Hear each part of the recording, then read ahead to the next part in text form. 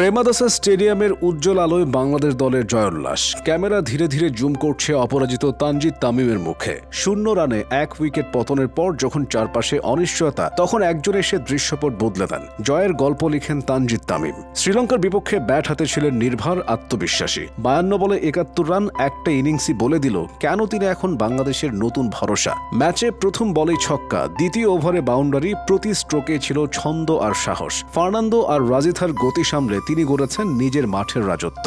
তার ব্যাটে বাংলাদেশ পেয়েছে কাঙ্ক্ষিত সূচনা আর পেয়েছে ভবিষ্যতের প্রতিশ্রুতি। বগুড়ার এক সাধারণ পরিবারে জন্ম 2000 সালের 1 ডিসেম্বর। বাবা ছিলেন ব্যবসায়ী, মা গৃহিণী। ছোটবেলায় ব্যাট আর বলই ছিল তার সবচেয়ে প্রিয় খেলনা। বাড়ির উঠোনে খেলতে খেলতেই ধীরে ধীরে স্বপ্ন বুনতে শুরু করেন জাতীয় দলে খেলার।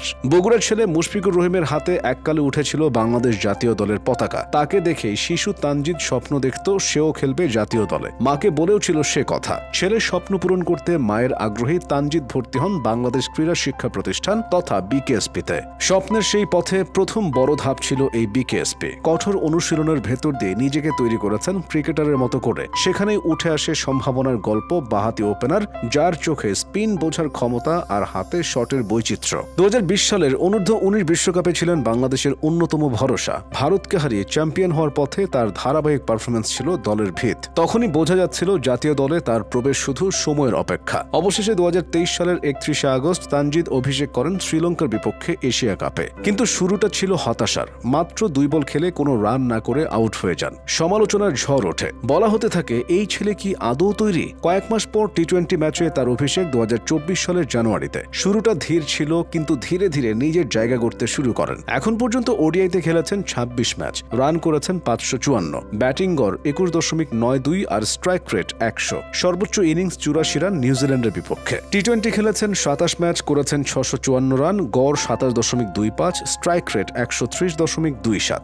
সর্বোচ্চ ইনিংস 73। টেস্ট ক্রিকেটে এখনও মাঠে নামা হয়নি, তবে একদিন 5 দিনের ম্যাচেও নামবেন নিশ্চিত। আসলে তিনি ব্যর্থতা থেকে শিক্ষা নিয়েছেন, অনুশীলনের সময় দিয়েছেন, কোচদের পরামর্শ নিয়েছেন, মাঠে ফিরেছেন নতুন মনোভাব নিয়ে। প্রতিটা ইনিংসেই বোঝাচ্ছেন তিনি কেবল প্রতিভা নন, পরিশ্রমীও। নিউজিল্যান্ডের বিপক্ষে পাওয়া 84 রানের ইনিংস ছিল প্রথম বড় প্রতিশ্রুতি। কন্ডিশন যেমনই হোক, শট ছিল আত্মবিশ্বাসী। শুরুর বলগুলো সামলে পরে খোলস ছেড়ে বেরিয়ে এসেছেন চেনা রূপে। তবে সত্যিকারের দৃষ্টিভঙ্গির বদল এসেছে শ্রীলঙ্কার মাটিতে তাদেরকেই সিরিজ হারানোর ম্যাচে। শ্রীলঙ্কায় তানজিদ দাঁড়িয়েছেন দেয়াল হয়ে। 52 বলে 71 রান, উইকেট না হারিয়ে ম্যাচ শেষ করেছেন নিজেই। ইনিংস শেষে সতীর্থদের চোখে যে প্রশংসা, তাতেই বোঝা যায় এখন তিনিই ভরসা। তানজিদের বয়স এখন মাত্র 23।